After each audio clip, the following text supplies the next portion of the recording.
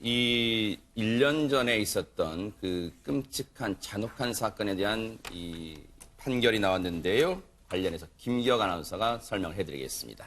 네, 지난해 10월 24일이었습니다. 한 남성이 강원도 춘천시 자신이 운영하던 이 국밥집의 2층에 있던 옥탑방에서 23살 여자친구의 목을 졸라 살해한 뒤 흉기로 시신을 훼손했습니다.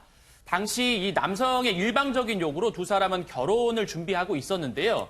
상견례, 결혼 시기, 또 신혼집의 위치를 두고 갈등이 있었던 것으로 전해졌습니다. 그런데 유족들은 이제 해당 사건이 이 남자친구가 우발적이 아니라 주도 면밀하게 계획한 그런 범행이었다라고 주장을 했었는데요. 네. 그 계획 범행의 이유로 이렇게 들었습니다. 남자친구가 무조건 춘천으로 오라고 유인을 했다는 점. 그리고 두 번째는 식당에서 2층으로 올라간 지 1시간도 채 되지 않아서 살해를 한 후에 30분 만에 옷을 갈아입고 현장을 빠져나와서 도주한 점을 들었습니다. 네. 사실 이 사건은요. 애초에 이 사건이 알려졌을 때 그리고 재판 과정에서도 많은 분들의 분노를 자아냈던 사건이기도 한데 최단미 변호사님, 살해 동기가 일단 석연치가 않아요. 네, 맞습니다. 일단 이 유족들이 주장하는 바와 같이 여성을 춘천으로까지 유인을 하고 그리고 살해를 하고 그 시신을 훼손까지 했어요. 네. 그러면 굉장히 잔혹한 범죄라고 볼 수가 있는데 네. 그 동기가 너무 사소하다는 것이 지금 더욱더 분노를 자아내게 하는 부분입니다. 아하. 이 재판부는 이 남성, 이 피의자가 왜곡된 도구적 여성관을 갖고 있었다라고 보고 있고요. 이 피고인이 피해자, 이 여성에게 자신의 통제 욕구와 자기 중심적인 성격을 드러내면서 결혼 조건과 관련해서 자신의 뜻을 따라주지 않는다라는 사소한 이유로 피해자를 무참히 살해했다라고 지적을 했습니다. 네. 경찰 조사에서 이 남자친구는요. 신혼집 문제로 다투다가 우발적으로 범행을 저질렀다라고 했는데요. 이렇게 사소한 이유로 과연 시신까지 훼손할 정도의 무참한 범죄를 저지를 이유가 되는 것인가라고 판단을 하면서 법원은 무기징역을 선고했습니다. 사실 이 사건을 보면서 흔히 우리가 하는 말 중에 결혼을 준비하는 과정에서 연인끼리 다툼이 잦아진다 이런 말은 합니다만 그렇다 하더라도 최명기 원장님 이 정도까지 이런 식의 잔혹한 범죄까지 간다는 게 상식적으로 납득이 되지 않습니다. 그래서 보통 상식적으로 납득이 되지 않는 경우는 일단 의심해야 되는 게 거짓말입니다. 아하. 이 사람이 본인이 우발적이라고 주장을 하기 위해서 이렇게 얘기를 하지만 사실은 돌아가신 분은 얘기를 할 수가 없잖아요. 맞아요. 사실은 이 사람이 돌아가신 분을 갖다 이렇게 끔찍한 일을 저지르지 않을 수밖에 없는 본인의 뭔가 치부가 드러났든지 그랬을 가능성을 배제할 수 없고요. 그다음은 이 사람은 결혼을 하는 게 사랑을 해서 결혼을 한 게 아니라 어떤 의미에서 결혼을 위해서 결혼을 한 거예요. 그렇기 때문에 결혼을 하는 과정에서도 여성이 완전히 자신에게 완전 복종을 해야 된다는 걸 확인해야 되는 건데 본인의 뜻대로 되지 않는 거예요. 우리는 그럼 생각하게 되죠. 그럼 결혼 안 하면 되잖아 라고 하게 되는데 결혼을 갖다 안 하게 된다는 거는 자신의 통제에서 벗어나게 된다는 거예요. 그러니까 본인의 통제 욕구를 갖다 하기 위해서는 결혼을 안 할 수도 없고 그렇다고 본인의 통제 욕구가 부정당한 채로 결혼을 할 수도 없고 그러다가 보니까 결국은 여성을 갖다 해쳐서 이 결혼 관계를 종식시키는 걸 갖다 본인이 염원하게 된 거예요. 근데 사실 이런 강력 사건 뒤에는 일반적으로 박성배 변호사님 뭔가 피고인한테 평소에도 미심적인 의심되는 좀 부분 행동 같은 게 있었을 거 아닙니까? 평소에도 폭력적인 성향을 보이거나 집착하는 모습을 보이는 경우가 많고요. 실제 이 사건에서도 유가족에 따르면 평소 남자친구가 피해자에게 상당히 집착하는 경향을 보였고 세상에. 갓 회사에 들어간 여자친구에게 결혼 후에 자신의 집에서 살자면서 퇴사를 종용하기도 했다는 겁니다. 피해자 어머니에 따르면 너무 집요했다. 평소에도 갑자기 집요하게 근무 시간인데 네. 신입사원인 이 아이에게 20통 넘게 계속 전화를 하고 세상에. 밤에도 자야 하는데 계속 전화를 걸어오더라. 불만이 있을 때 네. 뭔가 본인 것이 해결이 되지 않을 때 계속 그렇게 연락을 하면서 집착을 하는 모습을 보여왔다라고 진술을 하고 있습니다. 네.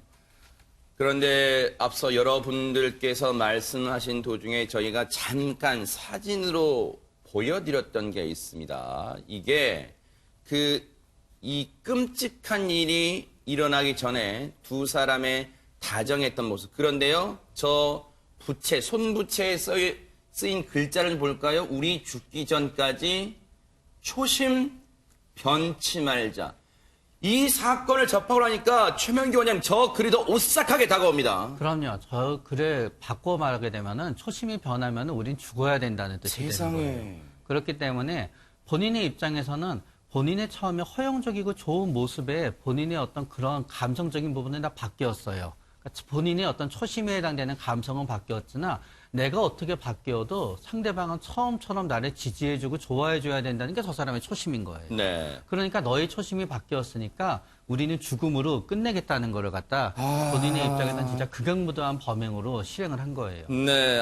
진짜 그런 합리적 추정도 해볼 수 있을 것 같아. 하지만 이 말씀을 듣는 이 사건을 다시금 재판 과정까지 지켜봤던 유가족들은 얼마나 억장이 무너질 거예요. 근데 최진문 교수님 그런 생각도 들 거예요.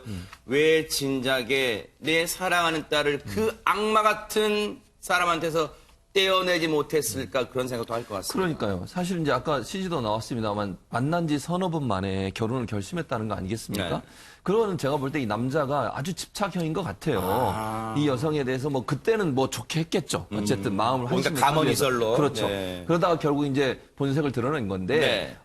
이 엄마나 어머니 입장에서는 너무너무 가슴 아픈 게 딸이 대학 다니면서 아르바이트해서 돈 벌었대요. 용돈을 한 번도 준 적이 없었대요. 돈이 가정이 풍족하지 못해서 딸한테 용돈 한 번 주지 못했는데 그 딸이 스스로 벌어서 공부도 하고 밤새 공부해서 원래 문과 쪽이었는데 이과 쪽 자격증도 따고 이렇게 열심히 일했던 딸이 세상에. 행복하게 바라는 게 부모 마음 아닙니까? 그러니까요. 어렸을 때 부모가 제대로 못해줘서 마음에 상처가 있는데 그 아이가 저렇게 무도한 사람한테 살해를 당했으니 어머니 마음이 얼마나 가슴이 아프겠어요. 그러니까요. 정말 진즉 알아서 떼어냈어야 되는데 그런 어떤 자책이 들 것 같아서 어머님도 상당히 마음속으로 큰 충격을 받으셨을 거라는 생각이 듭니다. 네.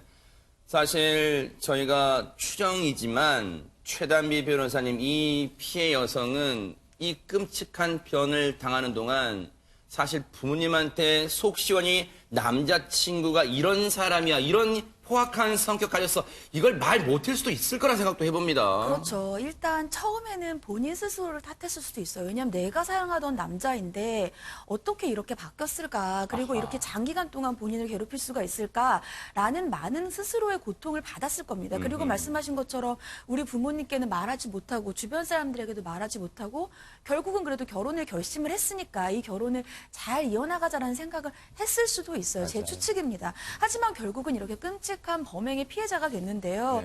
재판부도 이러한 피해자 여성의 마지막의 그 고통에 대해서 굉장히 안타까움을 표현을 했습니다.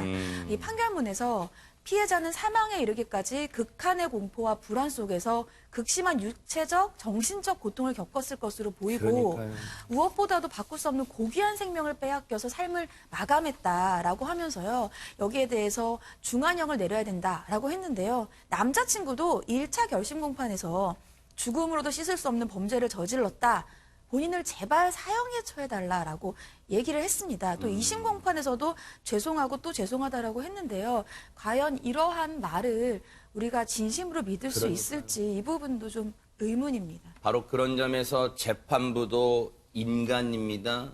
그렇기 때문에 반드시 이 사람의 말을 고지고대로 듣진 않았을 것 같다는 생각도 해봅니다. 박성배 변호사님.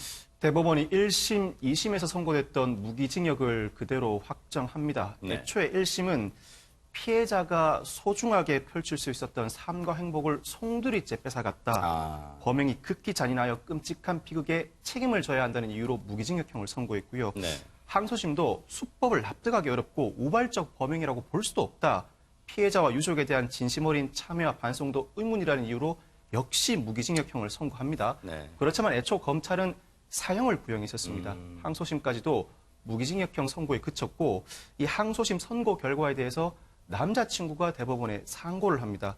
검사는 양형부당을 이유로 대법원에 상고를 할 수 없습니다. 남자친구는 애초에 자신이 징역 15년에서 20년 정도 선고될 것을 예상했던 것 같습니다. 양형기준표상 연인 간의 원한 관계에 기한 살인도 보통 동기 살인이기 때문에 징역 15년 남짓을 예상했던 것 같은데 보통 동기 살인이라고 하더라도 계획적 범행에 사체 손괴, 범행에 취약한 피해자를 대상으로 했고 구체적 사건 경위상 무기징역도 충분히 권고될 만한 사안입니다. 그럼에도 불구하고 끝까지 이 남자친구는 형만은 감형해달라고 대법원에 상고했지만 대법원은 이를 받아들이지 않았습니다. 저 악마 같은 사람이 최후 진술에서 했던 말 뭔지 아세요? 죄송하고 부끄럽답니다. 이게 지금 부끄러운 짓이에요, 이게 지금. 자신을 정말로 이 세상에서 나도 따라 죽겠다고 해도 그렇게 말해도 시원찮을 판에 죄송하고 또 죄송하고 그러면서도 양형부당하다고 상고를 해요? 말이 앞뒤가 안 맞잖아요.